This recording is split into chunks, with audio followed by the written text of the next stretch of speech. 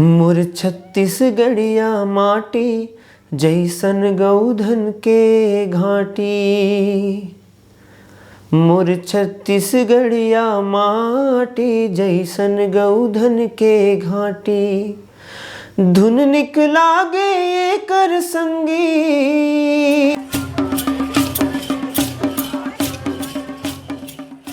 अगर आप छत्तीसगढ़ अंचल से बिलोंग करते हैं तो आपने ये गाना ज़रूर सुना होगा, 9 दिन बर आए मैया 9 रूप सजाए मैया। दोस्तों, उस गाने के पीछे जो आवाज़ है, आज वही शख्सियत हमारे साथ बैठी हुई है। हमारे साथ बैठे हुए हैं छत्तीसगढ़ राज्य के एक ऐसे उभरते हुए कलाकार जो संगीत के क्षेत्र में अपना एक अलग मुकाम बना रहे हैं। हमारे साथ इस वक्त बैठे हुए हैं दुर्गेश तिवारी जी। दुर्गेश भाई एक ऐसी शख्सियत हैं जो ना कि गायन के क्षेत्र में छत्तीसगढ़ में एक अलग मुकाम हासिल कर रहे हैं, बल्कि मंच संचालन के क्षेत्र में भी इन्होंने खूब नाम कमाया है। अगर आप पिछले 3-4 सालों में कभी भी छत्तीसगढ़ के प्रयागराज कहे जाने वाले, छत्तीसगढ़ के कुंभ कहे जाने वाले राजिम के माघी पुन्नी उत्सव में गए होंगे और आपने वहाँ का भव्य मंच संचालन देखा होगा, तो आप इस चेहरे को बखूबी पहचानते होंगे, क्योंकि उस मंच संचालन में जो आवाज़ आप सुनते हैं वो और किसी की नहीं बल्कि हमारे अपने दुर्गेश भाई की है। बहुत बहुत धन्यवाद। और आप सभी को मेरा सादर प्रणाम है। अचरा छत्तीसगढ़ के इस यूट्यूब चैनल के माध्यम से आप तक मैं पहुंच पा रहा हूं। आपसे मुलाकात करके बहुत अच्छा लग रहा है और छत्तीसगढ़ के इस कल्चरल यूट्यूब चैनल में मुझे आने का मौका मिला और ये मौका आपने दिया है, इसके लिए मैं आपको बहुत बहुत धन्यवाद करता हूं। साथ में छत्तीसगढ़ की जनता को भी मेरा सादर प्रणाम है। वैसे ये मौका हम तलाशते हुए आए हैं छत्तीसगढ़ की राजधानी रायपुर से लगभग 100 किलोमीटर दूर। कहते हैं ना कि जब हीरे को तराशना होता है तो उसके लिए खदान तक जाना पड़ता है। ठीक उसी तरह से राजधानी की भीड़ भाड़ को छोड़ करके इस खूबसूरत से गरियाबंद क्षेत्र में हम इस हीरे को तलाशने के लिए आए हुए हैं। स्कूली शिक्षा के दौरान गायन में रुचि थी, तो कोशिश रहती थी कि कैसे स्टेज तक पहुंचूं। गायक लोगों को, जैसे सिंगर्स गरियाबंद में आते थे शुरू से, यहाँ अच्छे अच्छे सिंगर्स जो हैं, ममता चंद्राकर जी हैं हमारे, मैं जिनको छत्तीसगढ़ी संगीत में जिनको गुरु मानता हूँ, स्वर्गीय श्री मिथिलेश साहू जी, उनका पूरा जो कला क्षेत्र है यही गरियाबंद बारूका क्षेत्र रहा है। तो उनका जब आना होता था तो उनको सुन के मन में आता था कि कभी भविष्य में मैं भी क्या स्टेज पे चढ़ पाऊँगा। तो उस समय उनसे मुलाकात करके आशीर्वाद लेके बस सोचता था कि आपका आशीर्वाद मिल जाए। मैं उनको बोलता था ऐसे कि काका तोर आशीर्वाद मिल जाही तो महू इसने गाना गाते हूँ। तो बोलते थे जरूर बेटा, मोर आशीर्वाद हावे, इसे करके वो बोलते थे। तो सबसे पहले ऐसा कब हुआ था जब आपने किसी सिंगर को देखा था और आपके मन में ये इच्छा आई थी कि मैं भी सिंगर बन सकता हूँ? उसके बारे में थोड़ी सी जानकारी दीजिए। मैं जब शायद 5वीं में था तो यहाँ पे साईं मंदिर, जिसको हम लोग चितवा डोंगरी कहते हैं, ये गरियाबंद वाले लोग समझ पाएंगे, तो चितवा डोंगरी आज साईं मंदिर वहाँ निर्माण हुआ है। तो वहाँ पे मैया ले ले मैया दे दे की शूटिंग चढ़ी थी। तो उस गाने की शूटिंग को जब देखा तो मन में लगा, अनुज शर्मा जी आए हुए थे वहाँ पे, तो वहाँ देख के ऐसा मन में लगा कि गाना चाहिए। और उसी टाइम से फिर गाने में रुचि बढ़ी।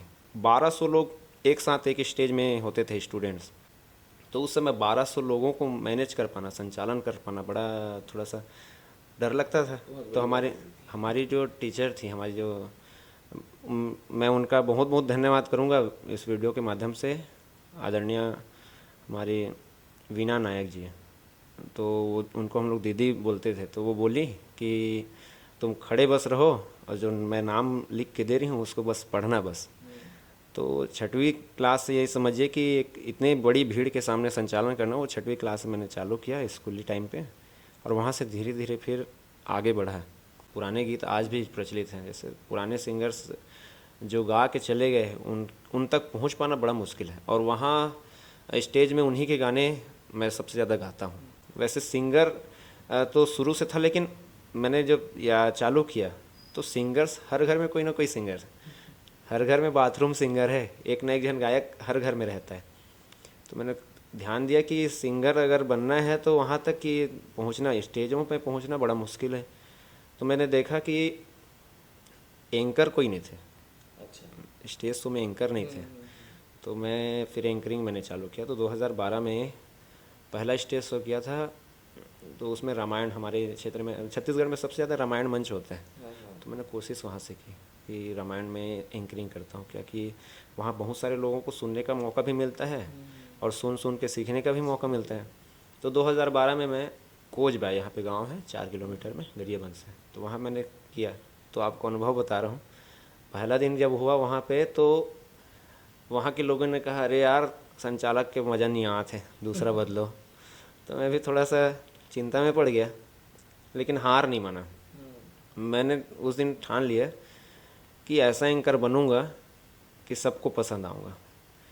तो फिर कोशिश मेरी जारी रही, बहुत सारे लोगों को सुना, छत्तीसगढ़ी और हिंदी के कवियों को सुनना मैंने प्रारंभ किया।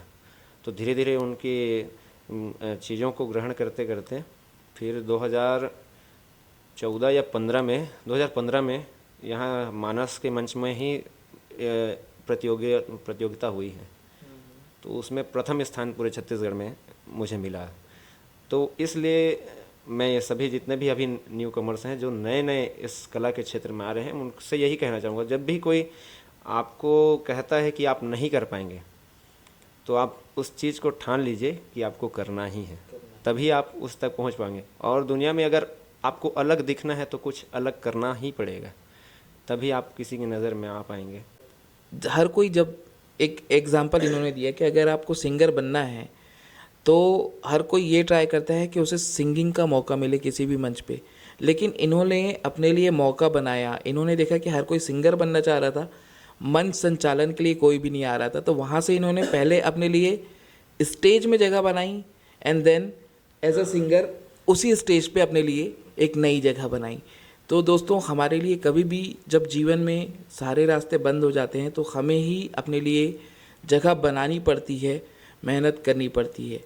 तो आपकी जो भी आगे की जर्नी है उसके लिए बहुत बहुत शुभकामनाएं आपको। मेरा जो जन्म है वो गरियाबंद में पैरी नगर में हुआ। मेरे पिताजी चतुर्थ वर्ग कर्मचारी हैं और मेरी माताजी गृहिणी हैं। हाँ, और मेरे जो बड़े भैया हैं वो मैकेनिकल इंजीनियरिंग किए हुए हैं, वो अभी कार्यरत हैं सेंचुरी सीमेंट मांडर बैकुंठ में। और मेरी बड़ी दीदी जो है वो गरियाबंद में ही क्लर्क हैं, हेड क्लर्क हैं, बड़े बाबू हैं। और मेरी जो पैदाइश गरियाबंद में हुई, हमारे जो दादा थे वो कवर्धा से आए हुए थे, तो लगभग 50 साल से ऊपर हो गया है हम लोग को गरियाबंद में। और क्योंकि दादाजी ट्रांसफ़र, वो भी सिंचाई विभाग में थे, वो ट्रांसफ़र यहाँ है, बाबूजी और बड़े पापा दोनों की नौकरी यहीं लग गई। और चाचा की भी नौकरी यहाँ से 3 किलोमीटर अभी पढ़ाने जाते हैं भिलाई में। मैं शुरू से सुगम संगीत को ज़्यादा प्राथमिकता मैंने दी है, क्योंकि क्लासिकल मैं जिस चीज़ को मैं कर नहीं पाता हूँ मैं उसको छूता भी नहीं, तो क्लासिकल मेरे लिए दूर की बात थी। तो फिर भी मैंने क्लासिकल को सुनना प्रारंभ किया, तो जैसे सुनना चालू किया तो फिर अच्छा लगने लगा। तो सूफ़ी सॉन्ग्स हैं उनको ज़्यादा सुनता हूँ। सुगम संगीत में पुराने मोहम्मद रफ़ी साहब के गीत हैं, किशोर दा के गीत हैं उनको, और छत्तीसगढ़ में लक्ष्मण मस्तूरिया जी के गीत हैं, और हमारे स्वर्गीय श्री मिथिलेश साहू जी के गीत हैं। इनको गा गा के मैंने फिर कोशिश की। महादेव हिरवानी जी, जिनके बहुत सारे अच्छे अच्छे गीत हैं, उनको भी सुनना चालू किया। जब आपने एक मुकाम हासिल कर लिया संगीत के क्षेत्र में, लाइक आपने कुछ स्टेज शो करना शुरू कर दिए, कहीं कहीं अलग अलग जो भी इवेंट्स होते थे उसमें पार्टिसिपेट करना चालू कर दिया, तब क्या आपको कभी ऐसा लगा किसी मोड़ पे अपनी संगीत की इस जर्नी पे कि नहीं, अब मुझे थोड़ी सी प्रोफेशनल तरीके से मुझे कहीं से कोई कोर्स कर लेना चाहिए संगीत का, या ऐसा कुछ आपको कहीं पे भी लगा? मुझे लगा, मैंने कोशिश भी की लेकिन हो नहीं पाया। फाइनल ईयर, एमए के फाइनल ईयर में थे, तो उस टाइम पे हमारे कॉलेज की तरफ से एनएसएस का कैंप लगा था, राष्ट्रीय सेवा योजना का। वहाँ वो भी फर्स्ट टाइम में ऐसा था कि कला के क्षेत्र में ये कैंप लगाया गया था, इंदिरा कला संगीत विश्वविद्यालय खैरागढ़ में। तो मेरा सौभाग्य था, मैंने कहा ऊपर वाले की सोच है, कहीं ना कहीं वो जोड़ देते। तो वो उस दौरान मुझे यहाँ के हमारे प्रोफेसर थे आदरणीय श्री टी.एस. सोनवानी सर, उन्होंने मुझे कहा कि तुम्हारे लिए अच्छा मौका है, तुम जाओ।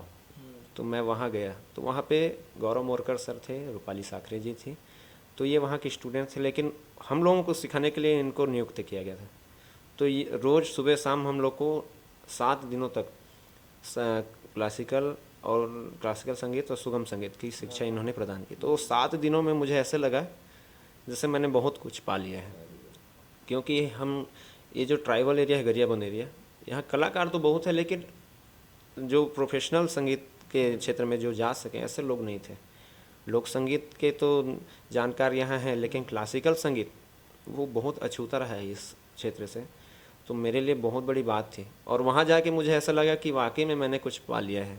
तो जब संगीत की इतनी बातें हो रही हैं तो क्यों ना 2 लाइन इन्हीं के गाए हुए गीतों की हो जाए, इन्हीं की जुबानी। बिल्कुल, छत्तीसगढ़ के ऊपर है, और ये हमारी खुशकिस्मती है कि छत्तीसगढ़ के एक बहुत अच्छे रचनाकार श्री धनराज साहू जी बागबाहरा के हैं, खोपली बागबाहरा के हैं वो। उनकी ये रचना है जो रिकॉर्ड हो चुकी है, और बस उसको रिलीज़ करेंगे, शूटिंग चल रही है अभी। मोर छत्तीसगढ़िया माटी जैसन गौधन के घाटी, धुन निकला गे ये कर संगी,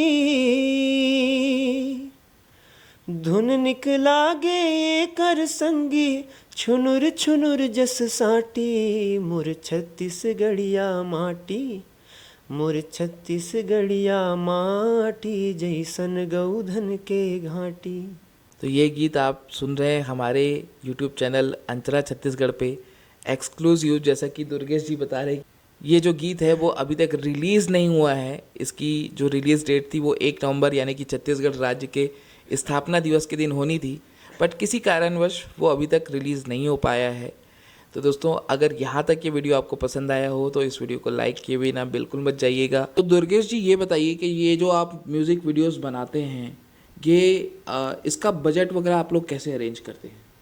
मेरे लिए ये किस्मत वाली बात होगी कि जहाँ मैं रहता हूँ गरियाबंद, जहाँ मेरे साथ पढ़े हुए हैं और साथ में मेरे जिनको बड़ा भाई मानता हूँ, बहुत सारे ऐसे लोग हैं जो मेरे लिए सहयोग की भावना रखते हैं। तो अच्छे अच्छे लोग, जैसे भावेश भाई हैं, भावेश सिन्हा जी, वो उन्होंने एक एल्बम है वो, उसमें उन्होंने सहयोग दिया था। बहुत अच्छे एक्टर हैं और डांसर भी हैं इस क्षेत्र के, तो उनका सहयोग मिला। आदरणीय तरुण यादव जी हैं, श्री विनय दासवानी जी हैं, इनका भरपूर सहयोग मुझे मिला है शुरू से। आदरणीय श्री प्रकाश रोहरा जी, शुरू से। तो बड़े बड़े स्टेज में जब मैं जाता हूँ तो इनको ज़रूर याद करता हूँ, क्योंकि बतौर एक गायक जब तक आपको एल्बम में नहीं सुनेंगे तब तक आपको स्टेज नहीं मिल पाएगा।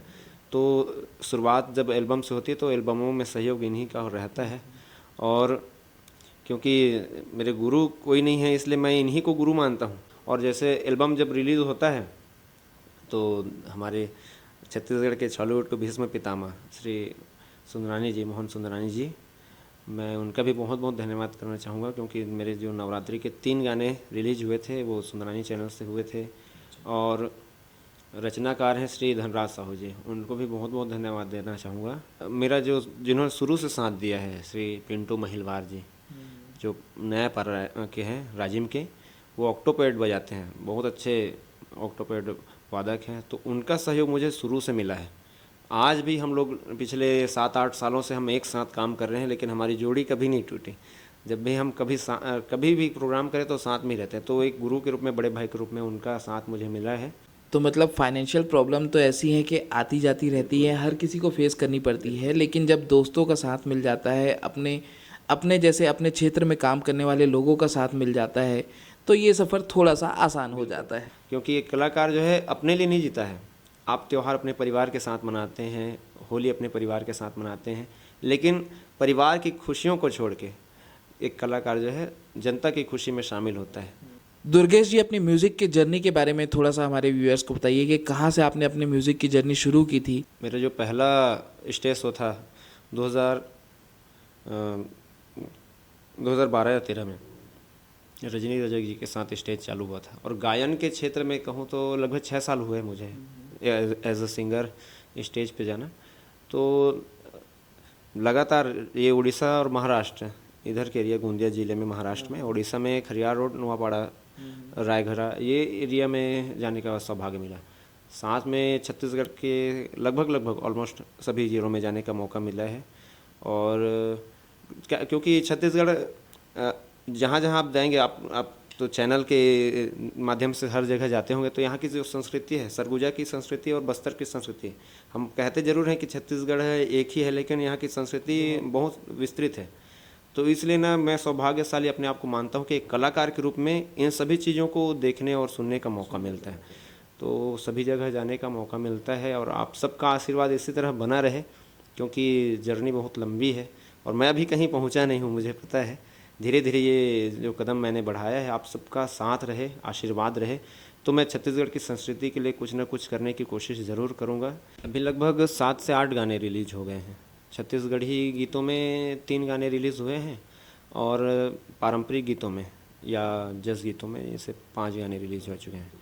अभी एक गीत जो रिलीज़ होने वाला है, छत्तीसगढ़ी के माटी, ये जो छत्तीसगढ़िया माटी जो शब्द है वो मिट्टी से जुड़ी हुई है, तो ये गीत बहुत अच्छा है। इसमें सरगुजा से लेके बस्तर तक इनके जो प्रमुख जगह हैं उनका वर्णन है और जो प्रमुख नदियां हैं उनका वर्णन है। अच्छे अच्छे जगहों को हमने इसमें इस गीत में जगह दी है। मोर छत्तीसगढ़िया माटी जैसन गौधन के घाटी, मोर छत्तीसगढ़िया माटी जैसन गौधन के घाटी, धुन निकला गे कर संगी, धुन निकला गे कर संगी, छुनुर छुनुर जस साटी, मोर छत्तीसगढ़िया माटी, मोर छत्तीसगढ़िया माटी जैसन गौधन के घाटी, मोर छत्तीसगढ़िया माटी जैसन गौधन के घाटी। 2-4 गीत और छत्तीसगढ़ी के हैं और रिसेंटली हो सकता है कि 1 जनवरी के आसपास आपको किसान के ऊपर एक हमने गीत रेडी किया है, तो बहुत अच्छा गीत हम लेके आ रहे हैं। सांस्कृतिक गीत के साथ आपके बीच आएंगे। एक गीत जो किसानों को समर्पित है, जो आप सबके बीच में रख रहा हूँ। मोर माटी मोर महतारी, मोर करम है खेत किसानी, मोर माटी मोर महतारी, मोर करम है खेत किसानी, ए सुनह भुइया के मान, मैं तो हराऊंगा किसान, ए मोर भाई मैं तो हराऊंगा किसान, ए मोर संगी मैं तो हराऊंगा किसान। अच्छा, आप इतना ज़्यादा वर्क करते हैं, डेली आप किसी न किसी इवेंट पे जाते हैं, किसी न किसी सांस्कृतिक कार्यक्रम में जाते हैं, कभी आपकी शूटिंग रहती है, आपकी जो भी सॉन्ग्स जो रिलीज़ होते हैं, तो ये शेड्यूल आप मैनेज कैसे करते हैं? कभी ऐसा होता है कि जब आप रात भर काम करके आए हों और सुबह सुबह से फिर फ़ोन बज जाए कि आज फलाने जगह की इवेंट है, उसके लिए मीटिंग करनी है और आपको अभी आना पड़ेगा?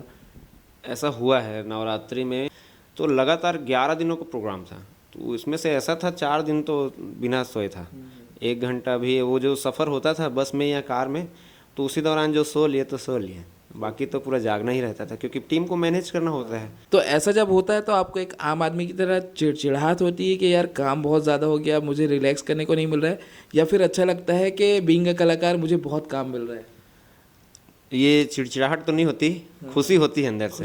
हाँ, कि लोगों को ये लगता है कि मुझे सुना जाए और वो मुझे बुला रहे हैं, ये मेरे लिए सौभाग्य की बात है। तो मैं ये जो मौका मिलता है मैं बिल्कुल उसे स्वीकार करता हूँ और अच्छा लगता है कि लोगों के बीच पहुँचना, क्योंकि हर किसी के भाग्य में भी नहीं है स्टेज। तो काफ़ी लोग तो मंच के नीचे ये सोचते रहते हैं कि काश मुझे गाने का मौका मिलता है। मैं ये चीज़ याद रखता हूँ कि वो सोच ज़रूर रहा है कि मुझे मिल जाए, और मैं अगर मौका छोड़ दिया तो फिर तो गड़बड़ है, कल उसे मिल जाएगा। है ना? इसलिए मैं ये कोशिश करता हूँ कि जब भी मुझे फ़ोन आता है प्रोग्राम के लिए तो मैं ज़रूर हाँ ही बोलूँगा। बिल्कुल। तो ये बहुत अच्छी बात इन्होंने बताई कि यही एक डिफरेंस होता है एक आम आदमी में और एक कलाकार में। जब एक आम आदमी व्यस्त होता है तो उसके अंदर चिड़चिड़ाहट आ जाती है अपने काम को लेकर के, जबकि वहीं एक कलाकार होता है जब वो व्यस्त होता है तो वो अपने काम को भी इंजॉय करता है और अपने भाग्य को भी इंजॉय करता है, अपने भाग्य को दुआएं देता है कि मेरा भाग्य इतना अच्छा है कि लोग चाहते हैं कि वो मेरी कला को सुने, देखें और समझें और उसे इंजॉय करें। जब मैं छात्र राजनीति में था तो कोशिश थी कि राजनीति विज्ञान लूँ, तो राजनीति विज्ञान में मैंने एमए किया। फिर जैसे जैसे कला के क्षेत्र में आगे बढ़ता गया और साहित्य की आवश्यकता मुझे महसूस हुई तो मैंने फिर हिंदी साहित्य में एमए किया, साथ में कंप्यूटर की शिक्षा भी हुई। और फिर लोक संगीत की ज़रूरत जब मुझे महसूस हुई तो लोगों से मुलाकात मैंने प्रारंभ की। तो गरियाबंद से आदरणीय पिता तुल्य है मेरे श्री अशोक शर्मा जी, उनसे मेरी मुलाकात हुई तो उन्होंने मार्गदर्शन दिया। और उनकी बिटियां हैं, मैं जिनको दीदी मानता हूँ, आकृति शर्मा जी, तो उनसे मैं फिर लोक संगीत का एक उन्होंने बुक मुझे दी। तो वहाँ से मुझे बहुत सारी चीज़ें मुझे मिली जो मैं स्टेज में उन चीज़ों को मैंने उपयोग करना चालू किया। तो लोगों को यही कहना चाहूँगा जहाँ से भी सीखने को मिले, क्योंकि आपको कोई व्यक्ति आके ये नहीं बोलेगा कि ये चीज़ करिए, आपको उसको आज के ज़माने में आपको वो मौके की तलाश होनी चाहिए। और मौके पे बोलते हैं ना, मौके में चौका मारना अगर आ गया फिर तो वो इंसान ही सक्सेसफुल है। तो मुझे कोशिश मिलती थी। और राजिम कुंभ का मंच ऐसा रहा, राजिम पुन्नी मेला का, कि वहाँ पे बड़े बड़े आर्टिस्ट आते रहे तो मुझे परफॉर्म करने को मिला। अनुराधा पौडवाल की बेटियाँ आई थी, कविता पौडवाल जी, तो उनके साथ फिर मैंने स्टेज शेयर किया। छत्तीसगढ़ के बड़े बड़े आर्टिस्ट अनुज शर्मा जी हैं, सुनील तिवारी जी हैं, सभी का आगमन वहाँ होता है। तो धीरे धीरे एक अप्रोच बनता है। जब आप बड़े स्टेजों पे होते हैं तो लोग आपको देखते हैं, और वहाँ एक ऐसा है कि यूट्यूब के माध्यम से दुनिया भर में वो प्रसारण होता है, तो लोगों के बीच में पहुँचना आसान हो गया। अंत में एक पर्सनल सवाल मैं पूछना चाहूँगा, जो भी प्रोफेशनल सवाल हैं वो तो हमारे बीच में सवाल जवाब हो चुके हैं। एक पर्सनल सवाल मैं पूछना चाहूँगा, बचपन से एक होता है ना, सभी का फ्रेंड सर्कल होता है और दोस्ती यारी में आपस में बातचीत होती है। फैमिली में भी कभी कभी एक भाई बहन रहते हैं अपने एज ग्रुप के, उनसे उनके साथ में इस तरह की बातचीत होती है। एक बहुत कॉमन सी बात मैं बचपन से सुनते आ रहा हूँ कि जिन लोगों के दांतों का जो शेप होता है वो आगे पीछे होता है, उनकी आवाज़ बहुत अच्छी आती है। तो क्या ये फैक्ट है या फिर? फैक्ट है ये फैक्ट है। हाँ। ये सवाल मैं इसलिए पूछ रहा हूँ क्योंकि मैं जब इनसे इंटरव्यू कर रहा था तो मैं आपके दांत भी देख रहा था, बिल्कुल उसी तरह है। मेरा एक दोस्त है, वो भी थोड़ी बहुत गाना वाना गा लेता था या बांसुरी बजा लेता था, तो उसके दांत का शेप भी वैसा था। तो अचानक से मुझे ये सवाल क्लिक हुआ। नहीं, ऐसा है, जो हवा जो बाहर निकलती है तो उसमें एक सरसराहट, उनमें खनक रहती है। तो मुझे हमारे एक गुरु थे ना जो खैरागढ़ के थे, उन्होंने कहा था कि जो दांत ऊपर वाले ने वाकई में आपको अगर किसी मकसद से बनाया है तो आप, मेरे को अच्छा नहीं लगता था दांत उबड़ खाबड़ है, तो बोले कि मुस्कुराहट बड़ी अच्छी लगती है, जब दांत ऊपर नीचे होते हैं तो ज़्यादा अच्छा लगता है। उन्होंने कहा कि सिंगर्स के अक्सर अच्छे अच्छे सिंगर्स आप देखेंगे तो सबके दांत एक न एक दांत ऊपर नीचे होते हैं, बिल्कुल। तो खनक वो जो पैदा होती है आवाज़ में और सुरीली लगती है, ये एक फैक्ट आपने अच्छी बात आपने नोटिस की थी। तो बहुत मज़ा आया आपसे बातचीत करके, और ऐसे ही आप संगीत के क्षेत्र में अपना नाम बनाते रहिए, छत्तीसगढ़ का नाम रोशन करते रहिए। हमारी बहुत बहुत शुभकामनाएं आपके साथ में हैं, हमारे पूरे चैनल की, हमारे सारे व्यूअर्स की शुभकामनाएं आपके साथ में हैं। और दोस्तों, आपने भी अगर अभी तक हमारे YouTube चैनल अचरा छत्तीसगढ़ को सब्सक्राइब नहीं किया है तो सबसे पहले इस चैनल को सब्सक्राइब करिए। देखिए, कोई भी काम छोटा बड़ा नहीं होता, अभी दुर्गेश जी ने बोला है। मैं भी बोलता हूँ कि जो लोग मुझे सुन रहे हैं, आप सबसे मैं कहना चाहूँगा कि अचरा छत्तीसगढ़ को आप सब्सक्राइब करें, क्योंकि इसमें बहुत सारे अच्छे आपकी जानकारी के लिए और छत्तीसगढ़ की संस्कृति से जुड़े हुए चीज़ों को आप इस चैनल पे ग्रहण कर सकते हैं। इस चैनल को सब्सक्राइब करें, बेल आइकन ज़रूर दबाएं और इस वीडियो को भी लाइक करें, शेयर करें, ताकि ये वीडियो आप तक तो पहुंच रही है, आपके परिजनों तक, आपके दोस्तों तक ज़रूर पहुंचे। और ये सब काम ना बिल्कुल छोटे नहीं होते, 1 सेकंड लगता है बस चैनल सब्सक्राइब करने में और वीडियो को लाइक और शेयर करने में। तो फटाफट से कर दो अगर अभी तक नहीं किया है तो। और अगर पहले से चैनल सब्सक्राइब करके रखा है तो सबसे पहले तो कमेंट बॉक्स पे जाओ और ये कमेंट करके बताओ कि दुर्गेश जी की आवाज़ आपको कैसे लगी और हमारे ये छोटा सा इंटरव्यू सेशन आपको कैसा लगा। अगर आपको इस तरह के वीडियोस पसंद आ रहे हैं तो हम आगे भी छत्तीसगढ़ के जो अलग अलग कलाकार हैं या अलग अलग क्षेत्र में जिन्होंने भी छत्तीसगढ़ के कल्चर से रिलेटेड कुछ अच्छे काम किए हैं, उनके साथ इस तरह के इंटरव्यूज़ आपके लिए लेकर आते रहेंगे। तो चलिए, अब मैं अमन शर्मा आपसे अलविदा लेता हूँ और मिलता हूँ बहुत जल्दी ऐसे ही किसी अच्छे से वीडियो में। तब तक आप अपना और अपनों का खूब ख्याल रखिए। कोविड-19 रिलेटेड गाइडलाइंस और ट्रैफिक रूल्स को फॉलो करते रहिए। नमस्कार।